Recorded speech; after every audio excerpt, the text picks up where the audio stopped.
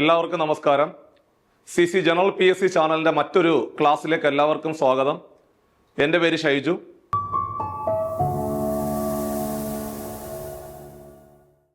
അപ്പോൾ നമ്മുടെ പരീക്ഷയുടെ ഡേറ്റ് ഒക്കെ ഏകദേശം വന്നിരിക്കുകയാണ്. പ്രിലിംസ് പരീക്ഷയ്ക്ക് നമുക്കിനി കൃത്യം 6 മാസത്തെ സമയമാണുള്ളത്. കമ്പനി ബോർഡ് LGS പരീക്ഷ എന്ന് പറയുന്നത് നമുക്കറിയാം 2026 നടക്കാൻ പോകുന്ന ഏറ്റവും പ്രധാനപ്പെട്ട 10th ലെവൽ പരീക്ഷയാണ്. ഒരുപാട് ഉദ്യോഗാർത്ഥികൾ മാറ്റുരയ്ക്കുന്ന, ഒരുപാട് ഉദ്യോഗാർത്ഥികൾ പ്രതീക്ഷയോടുകൂടി കാത്തിരിക്കുന്ന വളരെ പ്രധാനപ്പെട്ട ഒരു പരീക്ഷയാണ് കമ്പനി ബോർഡ് LGS എന്ന് പറയുന്ന പരീക്ഷ. ഈ കമ്പനി ബോർഡ് LGS പരീക്ഷയ്ക്ക് വേണ്ടി തയ്യാറെടുക്കുമ്പോൾ ആദ്യം മുതൽ തന്നെ നമ്മൾ പറഞ്ഞിട്ടുണ്ടായിരുന്നു നിങ്ങൾ എങ്ങനെയാണ് തയ്യാറെടുക്കേണ്ടത്. അപ്പൊ നിങ്ങളുടെ ഓരോ ചുവട് വെപ്പുകളും ഒരു കാരണവശാലും നിങ്ങൾ വീണു പോകാതിരിക്കുവാൻ വേണ്ടിയിട്ടാണ് നമ്മൾ തുടക്കം മുതൽ കൃത്യമായ ഡയറക്ഷൻ തരുന്നത്.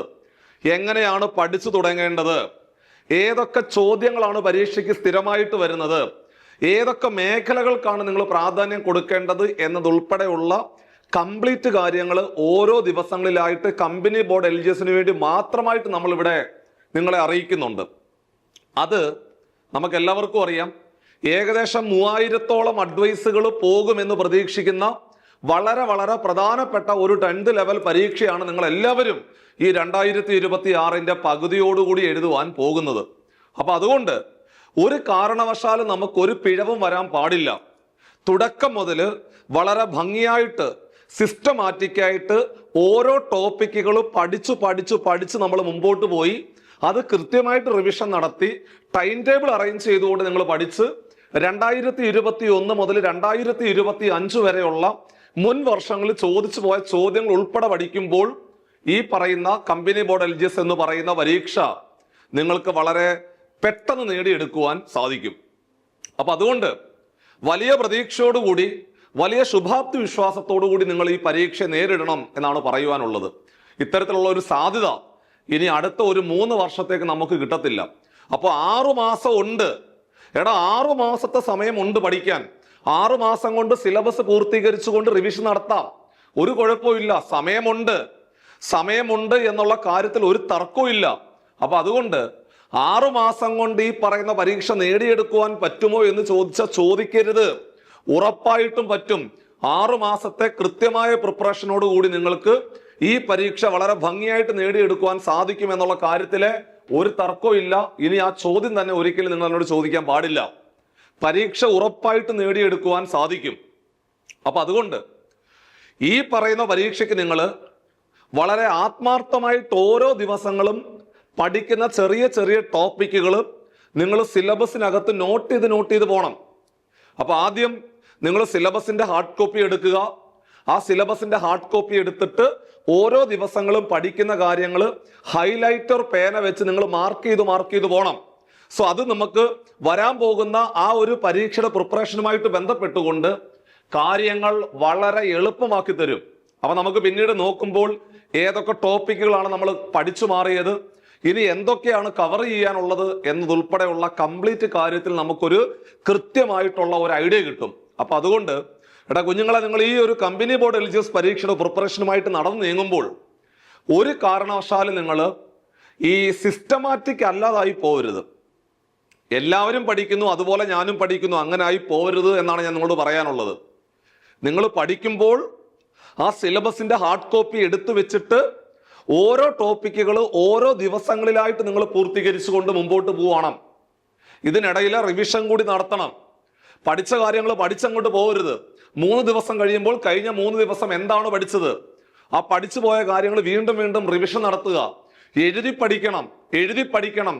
പഠിക്കണം. മുമ്പോട്ട് നിങ്ങൾ എന്ത് പഠിച്ചാലും വായിച്ചു പഠിക്കുന്നതിലുപരി എഴുതി പഠിക്കണം. ചെറിയ നോട്ടുകൾ തയ്യാറാക്കണം.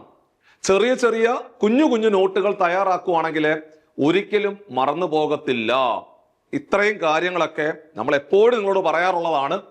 ഈ ഒരു പരീക്ഷ വലിയൊരു സാധ്യതയാണ് നമ്മുടെ മുമ്പിൽ.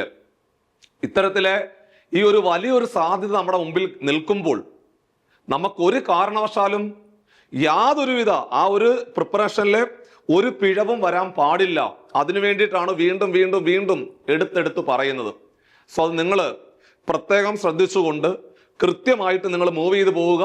നിങ്ങൾക്ക് എന്ത് ഡൗട്ട് ഉണ്ടെങ്കിലും അല്ലെങ്കിൽ നിങ്ങളുടെ ഈ ഒരു യാത്രയുമായിട്ട് ബന്ധപ്പെട്ടുകൊണ്ട് എന്ത് ആശയക്കുഴപ്പം ഉണ്ടെങ്കിലും തീർച്ചയായിട്ടും നമുക്ക് ഒന്നുകിൽ ബോർഡ് നമ്പറിൽ കോൺടാക്ട് ചെയ്യാം, അല്ലെങ്കിൽ ഈ പറയുന്ന കമന്റ് ബോക്സിൽ നിങ്ങൾക്ക് കമന്റ് ടൈപ്പ് ചെയ്തുകൊണ്ട് അതിന് കൃത്യമായുള്ള ഒരു സൊല്യൂഷൻ കണ്ടെത്തിക്കൊണ്ട് നിങ്ങളുടെ പ്രിപ്പറേഷൻ മുമ്പോട്ട് പോകാവുന്നതാണ്.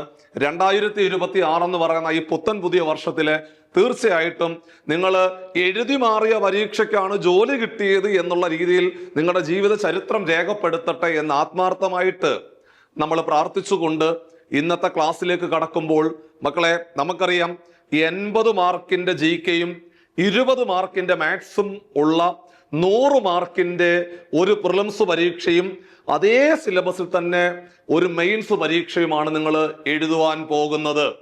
ഒരേ സിലബസിലെ 2 പരീക്ഷ. അതിൽ ആദ്യം എഴുതുന്ന പരീക്ഷ ഒരു നിശ്ചിത കട്ട് ഓഫ് മാർക്ക് വാങ്ങിച്ചിട്ട് നിങ്ങളെ എല്ലാവരെയും ഷോർട്ട് ലിസ്റ്റ് ചെയ്യും. രണ്ടാമത് നിങ്ങൾ എഴുതാൻ പോകുന്ന അതേ സിലബസിൽ തന്നെയുള്ള മറ്റൊരു മെയിൻസ് പരീക്ഷയ്ക്ക് നല്ല മാർക്ക് വാങ്ങിക്കുന്നവൻ റാങ്ക് ലിസ്റ്റിന്റെ ആദ്യ ഭാഗത്തുണ്ടാകും എന്നുള്ളതാണ് വസ്തുത. സോ നമുക്ക് ഒരു അല്പം റാങ്ക് മോശമാണെങ്കിൽ പോലും ഉറപ്പായിട്ടും ജോലി കിട്ടുമെന്ന് 100% ഉറപ്പ് പറയാൻ പറ്റുന്ന വളരെ വളരെ പ്രധാനപ്പെട്ട ഒരു തസ്തികയാണ് കമ്പനി ബോർഡ് LGS പരീക്ഷ. അപ്പോൾ ഒരു കാരണവശാൽ ഈ കമ്പനി ബോർഡ് LGS പരീക്ഷ എനിക്കുള്ളതാണെന്നുള്ള പൂർണ്ണമായ ബോധ്യത്തോടു കൂടി വേണം ഓരോ ചുവട് വെപ്പുകളും നിങ്ങൾ മുമ്പോട്ട് വെക്കുവാൻ. സോ അത് നമ്മുടെ പരീക്ഷയ്ക്ക് ഒരുപാട് ഉപകാരപ്പെടും. മാത്രമല്ല നിങ്ങൾക്ക് ഈ പരീക്ഷ ഏറ്റവും ഭംഗിയായിട്ട് നിങ്ങൾക്ക് നേടിയെടുക്കുവാനും സാധിക്കും. ഇനി നമ്മൾ കഴിഞ്ഞ ദിവസം പറഞ്ഞതാണ്, മാത്സിനകത്ത് 20 ചോദ്യങ്ങളാണ് പരീക്ഷയ്ക്ക് ചോദിക്കുന്നത്. ആ 20 ചോദ്യങ്ങൾ വരുന്ന ടോപ്പിക്കുകൾ നമ്മൾ ഓൾറെഡി ക്ലാസ്സിൽ പറഞ്ഞതാണ്. എന്നിരുന്നാലും ഇത്രയും ടോപ്പിക്കുകളാണ് സിലബസിനകത്ത് പറഞ്ഞിരിക്കുന്നത്. വളരെ പ്രധാനപ്പെട്ട എന്നാൽ വളരെ എളുപ്പമുള്ള ബേസിക് ആയിട്ട് ഒരു 7ാം ക്ലാസ് യോഗ്യത ഉള്ള ഉദ്യോഗാർത്ഥി അറിഞ്ഞിരിക്കേണ്ട വളരെ പ്രധാനപ്പെട്ട വളരെ ബേസിക് ആയിട്ടുള്ള ചോദ്യങ്ങൾ മാത്രമേ പരീക്ഷയ്ക്ക് ചോദിക്കത്തുള്ളൂ. ഇവിടെ പലിശയോ ജോമെട്രിയോ അങ്ങനെയുള്ള ഹെവി ടോപ്പിക്കുകളൊന്നും നമുക്ക് സിലബസിനകത്ത് പറഞ്ഞിട്ടില്ല എന്നുള്ള കാര്യം കൂടി നിങ്ങളുടെ ഓർമ്മയിൽ ഉണ്ടാകണം. അപ്പൊ അതുകൊണ്ട് വളരെ സിമ്പിൾ ടോപ്പിക്കുകൾ, ഭിന്നസംഖ്യ, ദശാംശ സംഖ്യ, വർഗമൂലം, ടൈം ആൻഡ് ഡിസ്റ്റൻസ്, അങ്ങനെ വളരെ സിമ്പിൾ ആയിട്ടുള്ളത് LCM HCF അങ്ങനെയൊക്കെയുള്ള വളരെ സിമ്പിൾ ആയിട്ടുള്ള കുറച്ച് ടോപ്പിക്കുകളാണ് നമ്മുടെ സിലബസിനകത്ത് പറഞ്ഞിരിക്കുന്നത്. അപ്പോൾ നമുക്ക് ഇന്നത്തെ ക്ലാസ്സിലെ പ്രധാനമായിട്ട് ഉദ്ദേശിക്കുന്നത്, വരാൻ പോകുന്ന പരീക്ഷയ്ക്ക് മാത്സ് ആണ് സാറേ ഞങ്ങൾക്കൊന്നും അങ്ങോട്ട് ബുദ്ധിമുട്ടായിട്ടുള്ളത് എന്ന് ഒരുപാട് പേര് പറയാറുണ്ട്. സോ ആ പേടി എന്ന് പറയുന്നത് നിങ്ങൾക്ക് മാത്സിലെ അടിസ്ഥാനപരമായിട്ടുള്ള കാര്യങ്ങളിലുള്ള അറിവില്ലായ്മയാണ്.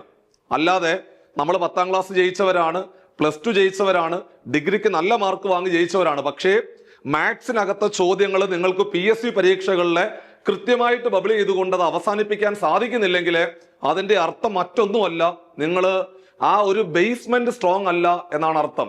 സോ ബേസ്മെന്റ് സ്ട്രോങ് ആക്കണം എന്നുള്ള കാര്യം കൂടി ഓർമ്മയിൽ ഉൾപ്പെടുത്തിക്കൊണ്ട് ഞാൻ ഇന്നത്തെ ക്ലാസ്സിലെ കുറച്ച് മുൻ വർഷ ചോദ്യങ്ങൾ, അതായത് ഞാൻ ഈ ക്ലാസ്സിൽ പഠിപ്പിക്കുന്ന ഓരോ ചോദ്യങ്ങൾ നിങ്ങൾ നോക്കുക.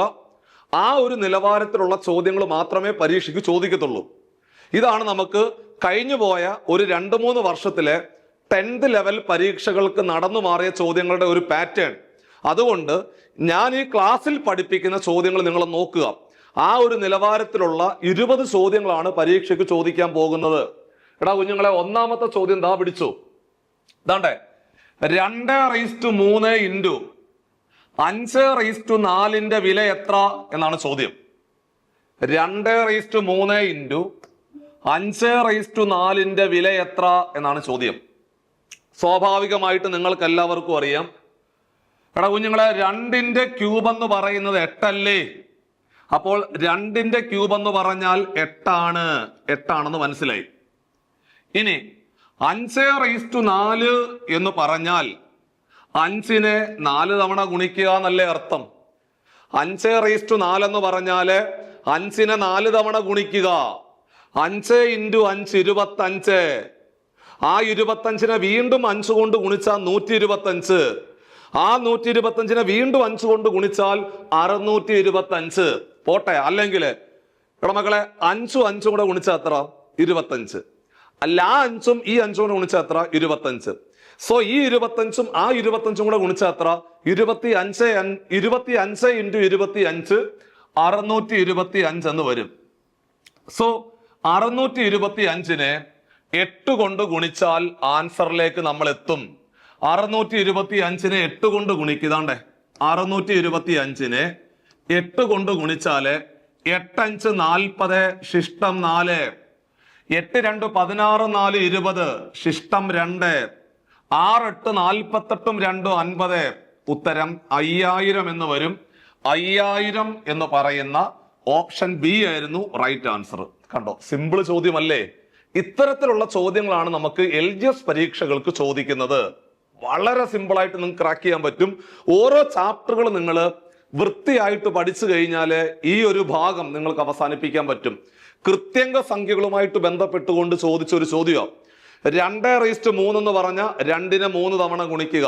2 ഇൻറ്റു 2 ഇൻറ്റു 2, 2 2 4 2 8. 5:4 എന്ന് പറഞ്ഞ 5നെ 4 തവണ ഗുണിക്കുക.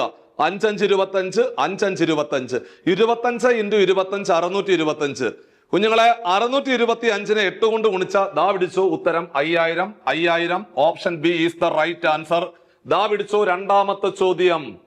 ഒരു ദശാംശ സംഖ്യ തന്നിട്ട് അല്ലെങ്കിൽ കുറെ ദശാംശ സംഖ്യകൾ തന്നിട്ട് അതിനകത്ത് പൂർണ്ണവർഗം ഏത്, പൂർണ്ണവർഗ സംഖ്യ ഏത്, പൂർണ്ണവർഗം ഏത്, പൂർണ്ണവർഗം ഏത്, പൂർണ്ണവർഗം ഏതെന്ന് ചോദിച്ചാൽ ആദ്യം നോക്കേണ്ടത് അവിടുത്തെ 0.0 ഒഴികെയുള്ള സംഖ്യ പരിശോധിക്കുക.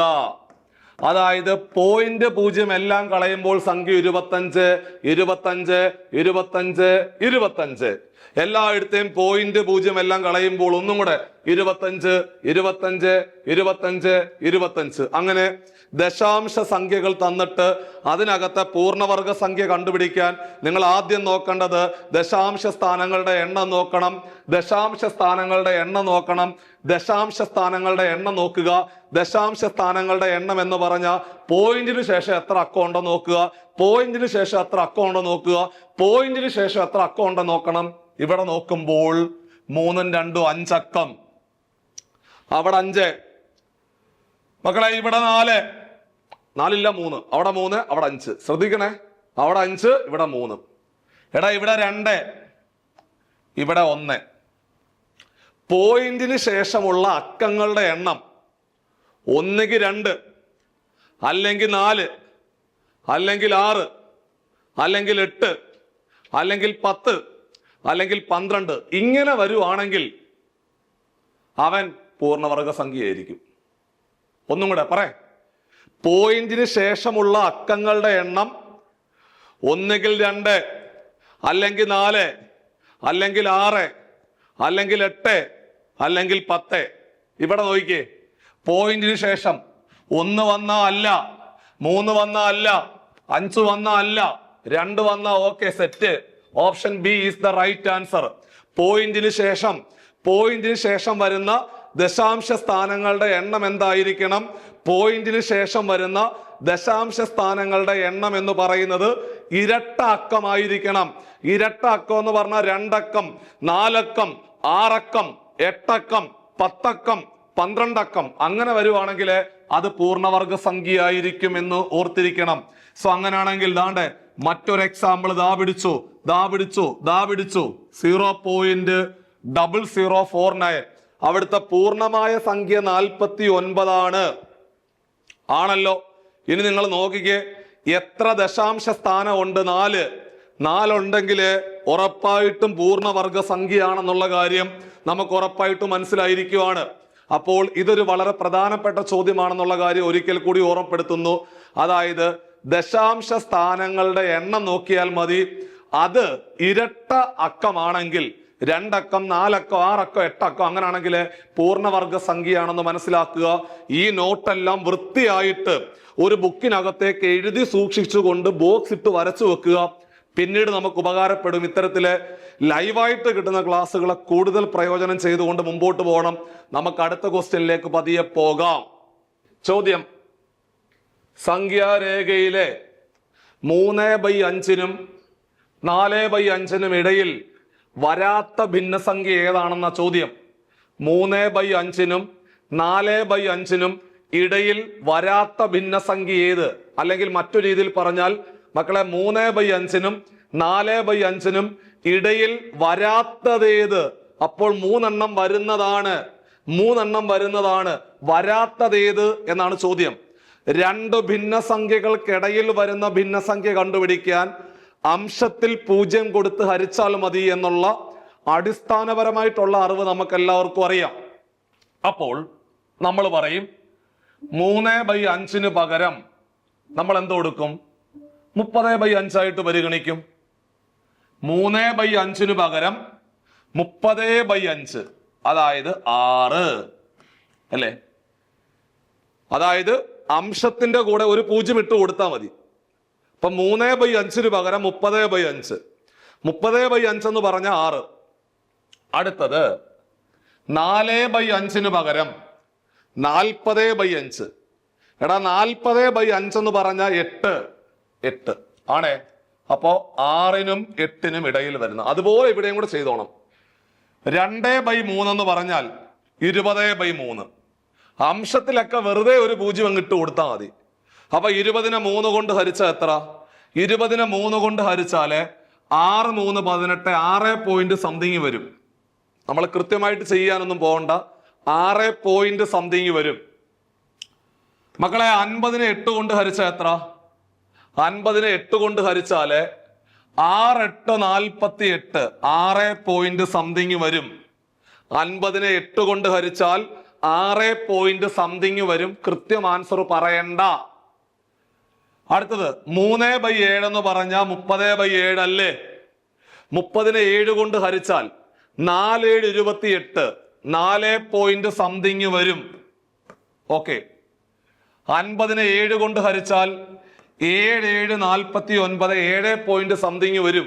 നോക്കിക്കേ, 6നും 8നും ഇടയിൽ വരാത്തത് 4 പോയിന്റ് അല്ലേ? ബാക്കി 6 പോയിന്റ് 7 പോയിന്റ് എല്ലാം 6നും 8നും ഇടയിൽ വരുന്നതല്ലേ? അതുകൊണ്ട് 4 പോയിന്റ് അല്ലേ വരാത്തത്? ചോദ്യകർത്താവ് ചോദിച്ചത് വരാത്തതല്ലേ? വരാത്തത് ഏതെന്നല്ലേ ചോദിച്ചത്? 4 പോയിന്റ്. അതായത് ഓപ്ഷൻ സി ആയിരുന്നു നമ്മുടെ right answer. 3/7 is the right answer. വരാത്തതേത്? അപ്പോൾ 2 2-ലധികമോ ഭിന്നസംഖ്യകൾ തന്നിട്ട് വലുതേത് ചെറുതേത്, ആരോഹണം അവരോഹണം ഇങ്ങനെ വരുന്ന എല്ലാ ചോദ്യങ്ങളും ചെയ്തെടുക്കാനും ഈ ഒരു ഐഡിയ ഉപയോഗിക്കാം. അതായത് അംശത്തില് ഒരു 0 ഇട്ട് കൊടുത്താൽ മാത്രം മതി. എന്നിട്ട് വെറുതെ ഒന്ന് ഹരിക്കുക. ആ കിട്ടുന്ന ആൻസറിന്റെ ഏകദേശ വില എടുത്ത് ചെയ്തു പോയാൽ നമുക്ക് ആൻസറിലേക്ക് എത്താൻ പറ്റും. അടുത്ത ക്വസ്റ്റ്യൻ അതാണ്ട് എപ്പോഴും കാണുന്ന ക്വസ്റ്റ്യനാ. താഴെ തന്നിരിക്കുന്നവയിൽ ഏറ്റവും വലിയ സംഖ്യ ഏതാടാ പിള്ളേരെ എന്നാണ് ചോദ്യം. ഒന്നാമത്തെ ഓപ്ഷൻ കിടപ്പുണ്ട്. ദശാംശ സംഖ്യകളെ ഗുണിക്കാൻ അറിയാമെങ്കിൽ ഈ ചോദ്യം നമുക്ക് സിമ്പിൾ ആയിട്ട് ചെയ്ത് കളഞ്ഞൂടെ? നമുക്ക് ചാപ്റ്റർ തന്നെ ഉണ്ടല്ലോ ദശാംശ സംഖ്യകൾ. ഒന്നാമത് കിടക്കുന്ന ഓപ്ഷൻ 0.01നെ 0.001 കൊണ്ട് ഗുണിച്ചാൽ ഉത്തരം എത്രയാണെന്നാണ് ചോദ്യം. ചെയ്യേണ്ട പരിപാടി, ദശാംശ സംഖ്യകളുടെ ഗുണനം പരീക്ഷയ്ക്ക് ചോദിക്കുമ്പോൾ ആദ്യം ചെയ്യേണ്ടത് അവിടെ കിടക്കുന്ന പൂർണ്ണമായ സംഖ്യകൾ തമ്മിൽ ഗുണിക്കുക. മക്കളെ, പൂർണ്ണമായ സംഖ്യ എന്ന് പറഞ്ഞാൽ 0.0 എല്ലാം കളയുക. 0.0 എല്ലാം കളയുമ്പോൾ കിട്ടുന്നതാണ് പൂർണ്ണമായ സംഖ്യ. സോ അങ്ങനെയാണെങ്കിൽ എടാ കുഞ്ഞുങ്ങളെ, ഇവിടുത്തെ പൂർണ്ണമായ സംഖ്യ 0.0 എല്ലാം കളഞ്ഞാൽ 1. ഇവിടുത്തെ പൂർണ്ണമായ സംഖ്യ 0.0 എല്ലാം കളഞ്ഞാൽ 1 തന്നെയാണ്. അപ്പോൾ ആദ്യം പൂർണ്ണമായ സംഖ്യകൾ തമ്മിൽ ഗുണിക്കണം. പൂർണ്ണമായ സംഖ്യ എന്ന് പറഞ്ഞ 0.0 എല്ലാം കളയുക. അപ്പോൾ ഇവിടുത്തെ പൂർണ്ണമായ സംഖ്യ 1, അവിടുത്തെ പൂർണ്ണമായ സംഖ്യ 1. 1 1 കൂടെ ഗുണിച്ചാൽ 1. ആ 1 അങ്ങോട്ട് എഴുതണം. ഇനി ഇവിടെ എത്ര ദശാംശ സ്ഥാനം ഉണ്ട്? 3, അവിടെ 2. മൊത്തത്തില് 3ഉം 2ഉം 5 സ്ഥാനമാണ് മൊത്തത്തിൽ വരുന്നത്. 5 സ്ഥാനം ഇടത്തോട്ട് മാറ്റി കുത്തുക. 5 സ്ഥാനം ഇടത്തോട്ട് മാറ്റി കുത്തണം. പക്ഷെ നമ്മുടെ കയ്യിൽ ആകെ ഒരു സ്ഥാനമല്ലേ ഉള്ളൂ. 5 സ്ഥാനം ഇടത്തോട്ട് മാറ്റി കുത്തണം. നമ്മുടെ കയ്യിൽ ആകെ ഒരു സ്ഥാനമേ ഉള്ളൂ. 4 സ്ഥാനത്തിന്റെ കുറവുണ്ട്. 4 0 ഇടുക. 1 2 3 4 0 ഇട്ട് കൊടുത്തു. ദാണ്ടേ, ഇതാണ് ഒന്നാമത്തെ ഓപ്ഷന്റെ ഉത്തരം. 0.00001 എന്ന് പറയുന്നതാണ് ഒന്നാമത്തെ ഓപ്ഷൻ ചെയ്യുമ്പോൾ കിട്ടുന്ന ഉത്തരം. ഇനി രണ്ടാമത്തെ ഓപ്ഷനിലേക്ക് നമുക്ക് പോകാം. നോക്കിക്കോണേ, 0.101നെ 0.01 കൊണ്ട് ഗുണിക്കുക. പൂർണ്ണമായ സംഖ്യ 0.0 എല്ലാം കളഞ്ഞാൽ, അതായത് നടുക്കുള്ള 0 കളയരുത്, അവസാനം കിടക്കുന്നതൊക്കെ കളയാം. കണ്ടോ, 0.01 കണ്ടോ, കളഞ്ഞാൽ 1. ഇവിടെ 1 തന്നെ. പക്ഷേ 101 നടുക്കിടക്കുന്ന 0 കളയരുത്. നമ്മള് പോയിന്റിന് ശേഷം വരുന്ന 0കളാണ് കളയേണ്ടത്. അത് ശ്രദ്ധിച്ചോണം. ഇപ്പൊ 0.01 0 കളയാം, 1 0.001 1. അതേപോലെ 0.101 എന്ന് പറഞ്ഞാൽ അവിടുത്തെ പൂർണ്ണമായ സംഖ്യ 101. തൊട്ടപ്പുറത്തെ പൂർണ്ണമായ സംഖ്യ 1. അവിടെ 1. മക്കളെ 101നെ 1 കൊണ്ട് ഗുണിച്ച എത്ര? എടാ കുഞ്ഞുങ്ങളെ, 101നെ 1 കൊണ്ട് ഗുണിച്ചാൽ, അതാ നിങ്ങൾ ഇങ്ങനെ നോക്കിയാൽ മതി. പൂർണ്ണമായ സംഖ്യ എടുക്കുമ്പോൾ 0.0 എല്ലാം കളയാനാണ് ഞാൻ പറഞ്ഞത്. അത് ഏതെങ്കിലും അക്കങ്ങൾക്കിടയിൽ 0 ആണെങ്കിൽ കളയാൻ പറ്റത്തില്ല. ഒന്നുകില് ഇതാണോ, ഇവിടെ 1നും ഇടയില്ല 0, അതുകൊണ്ട് അത് കളയരുത്. അപ്പൊ അവിടെ പൂർണ്ണമായ സംഖ്യ 101. തൊട്ടപ്പുറത്ത് 1. 101നെ 1 കൊണ്ട് ഗുണിച്ചാൽ, 101നെ 1 കൊണ്ട് ഗുണിച്ചാൽ 101 എഴുതി വെച്ചു. അവിടെ 2, ഇവിടെ 3. 2 3 5 സ്ഥാനം ഇടത്തോട്ട് മാറ്റി കുത്തണം. നമ്മുടെ കയ്യിൽ ആകെ 3 അല്ലേ ഉള്ളൂ. 2 സ്ഥാനത്തിന്റെ കുറവില്ലേ? അപ്പൊ 2 0 ഇട്ട് കൊടുക്കുക. ഉത്തരം 0.00101. ഓക്കെ ആണേ. ഇനി മൂന്നാമത്തെ ഓപ്ഷനിലേക്ക് വരിക. സി ഓപ്ഷനിലേക്ക് വാ. പൂർണ്ണമായ സംഖ്യ 101. മക്കളെ, പൂർണ്ണമായ സംഖ്യ 101. പൂർണ്ണമായ സംഖ്യ 1. എടാ, 101നെ 1 കൊണ്ട് ഗുണിച്ചാൽ 101 എഴുതി വെച്ചു. അവിടെ 3, ഇവിടെ 3. മൊത്തത്തില് 6 സ്ഥാനം ഇടത്തോട്ട് മാറ്റി കുത്തണം. 6 സ്ഥാനം ഇടത്തോട്ട് മാറ്റി കുത്തണം. നമ്മുടെ കയ്യിൽ ആകെ 3 സ്ഥാനമേ ഉള്ളൂ. ഇനി ഒരു 3 സ്ഥാനത്തിന്റെ കുറവുണ്ട്. അപ്പോൾ 3 0 ഇട്ട് കൊടുത്താൽ മതി. 3 സ്ഥാനത്തിന്റെ കുറവുണ്ടെങ്കിൽ 3 0 ഇട്ട് കൊടുത്തിട്ട് ഒരു പോയിന്റ് അങ്ങോട്ട് നൈസായിട്ട് എഴുതിയാൽ മതി. ഇനി അവസാനം കിടക്കുന്ന ഓപ്ഷൻ കൂടി ചെയ്യാനുണ്ട്. ലാസ്റ്റത്തെ ഓപ്ഷൻ, ഓപ്ഷൻ ഡി. അവസാനം കിടക്കുന്ന ഓപ്ഷൻ കൂടി നമുക്ക് ചെയ്യാം. ദാണ്ടേ, ഓപ്ഷൻ ഡി ആണ് നമ്മൾ ചെയ്യാൻ പോകുന്നത്. ശ്രദ്ധിച്ചു.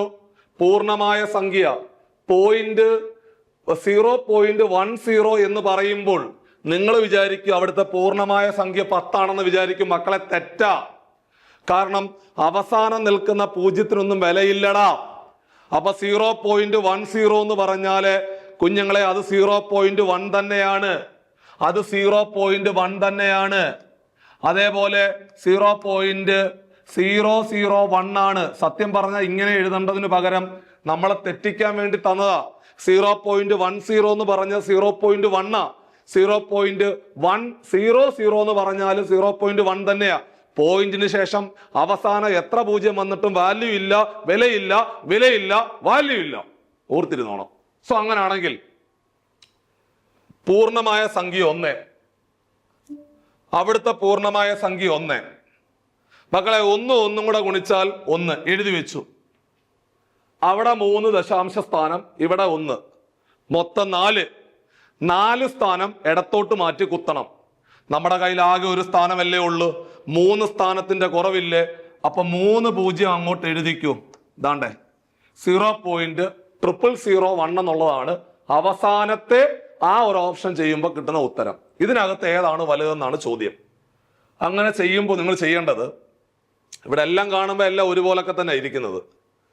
പോയിന്റിന് ശേഷമുള്ള ഓരോ അക്കങ്ങൾ പരിശോധിക്കുക. അവിടെ ഏതാണോ വലുത് വരുന്നത് അന്നേരം സ്റ്റോപ്പ് ചെയ്യുക. എന്താണ്ടേ, പോയിന്റിന് ശേഷം 0 0 0 0 ഒന്നും പ്രത്യേകിച്ചൊന്നും പറയാനില്ല. 0 0 0 0 പ്രത്യേകിച്ചൊന്നും പറയാനില്ല. 0 1 0 0 ഒന്നല്ലേ വലുത്? ഒന്നല്ലേടാ വലുത്? അപ്പോൾ ഓപ്ഷൻ ബി ആണ് വലുത്. അപ്പോൾ പറയാം ഓപ്ഷൻ ബി ആണ് വലുത്. ഓപ്ഷൻ ബി തന്നെയാണ് വലുത്. പോയിന്റിന് ശേഷമുള്ള ഓരോ അക്കങ്ങൾ പരിശോധിച്ചിട്ട് വലുത് എവിടെയാണോ വരുന്നത് അന്നേരം പരിപാടി സ്റ്റോപ്പ് ചെയ്യണം. സോ ഇങ്ങനെയാണ് ദശാംശ സംഖ്യകളെ ഗുണിക്കുന്നതും തുടർന്ന് അതിൽ വലുതേത് എന്നുള്ള ചോദ്യത്തിന് ഉത്തരം ഇങ്ങനെയാണ് കണ്ടുപിടിക്കേണ്ടത്. ദാണ്ടെ മറ്റൊരു ക്വസ്റ്റ്യൻ. 1 2 3 4 5 6 up to 50. ആദ്യത്തെ 50 എണ്ണൽ സംഖ്യകളുടെ തുക 1275. ആദ്യത്തെ 50 എണ്ണൽ സംഖ്യകളുടെ തുക 1275. 1275 അങ്ങനെയാണെങ്കിൽ 3 6 9 12 അങ്ങനെ പോയി 150 വരെയുള്ള സംഖ്യകളുടെ തുക എത്ര എന്നാണ് ചോദ്യം. നിങ്ങൾ ഇത് കാണുമ്പോഴേ അറിയാം ഇവിടെ ഒരു ചെറിയ പ്രശ്നമുണ്ട്. ചോദ്യകർത്താവ് തന്നിരിക്കുന്ന ഡേറ്റയിൽ നിന്നും ആൻസറിലേക്ക് എത്താൻ പറ്റും. ദാണ്ടേ ഇതിന്റെ വില എത്ര എന്നാണ് ചോദ്യം. 3 6 9 12 അതിന്റെ വില എത്ര എന്നാണ് ചോദ്യം. ആ 3 6 9 12 15 എന്നൊക്കെ പറഞ്ഞ 3ന്റെ ഗുണിതങ്ങളല്ലേ? എടാ 3ന്റെ ഗുണിതങ്ങളാണ്. അതുകൊണ്ട് ഇതിനകത്തുനിന്ന് ഒരു 3 ഇങ്ങി പുറത്തോട്ടെടുക്ക്. 3 പുറത്തോട്ടെടുത്തു. 3ന്റെ ഗുണിതങ്ങളല്ലേ?